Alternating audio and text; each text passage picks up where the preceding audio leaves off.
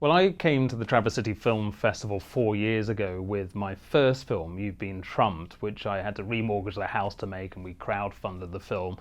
And what happened was that film told the story specifically about Scotland and Donald Trump coming to build a big golf course resort on a pristine stretch of coastline. People kept saying to me, we've got the same kind of thing happening in our community. It's not always Donald Trump, so not always Trump by name, but Trump by nature. It's happening everywhere, and it's a worldwide problem. And so what I do in this film is continue the story in Scotland, so show how the harassment of the local residents has continued, but also look at other hotspots.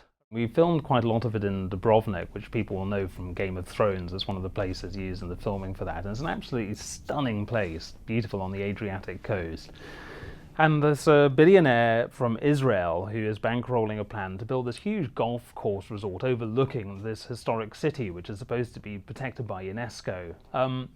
And what happened there is very similar to what happens all over the place. You know, these developers will come in and they have access to the media in a way that nobody else does.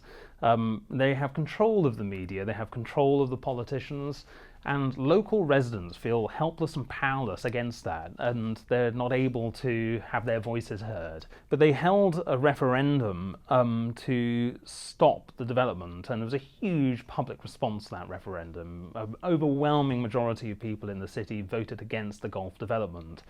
But yet the government said, well, we're still going to go ahead with it anyway, as so often is the case.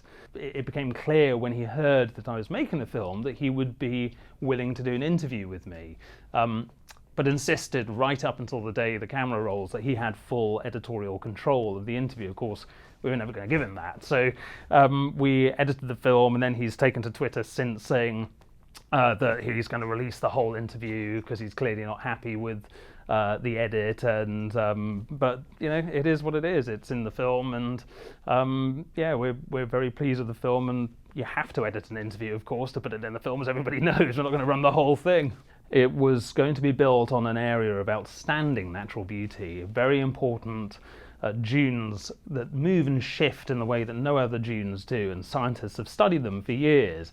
And they were supposed to be protected by the Scottish government, but when Donald Trump came to Scotland for the first time announcing his plans, the local media seemed to think it was a fantastic thing. They were reporting he was going to bring all these jobs, and that Trump was coming, he was going to bring all these celebrities to the area, it was going to be fantastic. And I just felt there was a wider story to investigate, mainly the environmental impact that this development was going to have that nobody seemed to be exploring. And I didn't really plan to make a feature-length documentary. It was only when I was arrested and thrown in jail during the course of making the film because one of Donald Trump's workers didn't like the questions I'd asked him, that I then found I couldn't stop and I had to keep investigating the story, and that's how the film came about. One American television executive said to me, well, I hope you've got a very good lawyer, because if you're going to take on Trump, you know, you better have a good lawyer. And that was his way of saying, we're not going to be involved with this because it's just too much of a risk.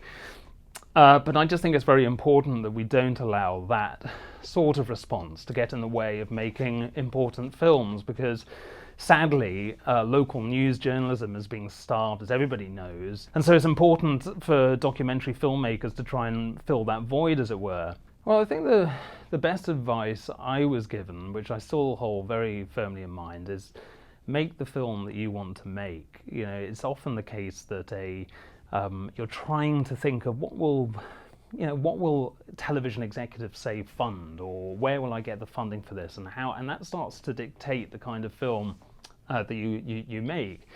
So I think you've just got to just follow your nose, really, and stick to your guns, and just not let people deter you off that track. When people ask me when I'm at other film festivals, which is your favourite, I always say the Traverse City Film Festival. And I think what makes it very special is that it is a filmmakers festival and an audience festival. So the audience are having a wonderful time. You can just tell that by being out on the street and seeing people lining up outside the State Theatre on a sunny day to go and see films. The discussions you have with the audiences afterwards, and the incredible dedication of all the volunteers at the festival as well.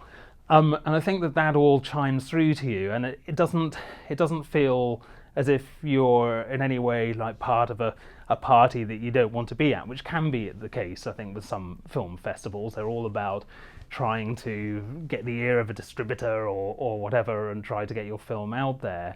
And what's almost, more important than that is the opportunity to learn things from other filmmakers, to have discussions with other filmmakers, to learn and to make friends along what can be a lonely process. As anybody knows who's made a film, and you're stuck in an edit room or on your MacBook Pro battling with collapsing hard drives and all the rest of it, it is a lonely process. And so having people who can support you through that in the future is very important. And I think that's one of the things that really came out for me from the Traverse City Film Festival the first time I was here.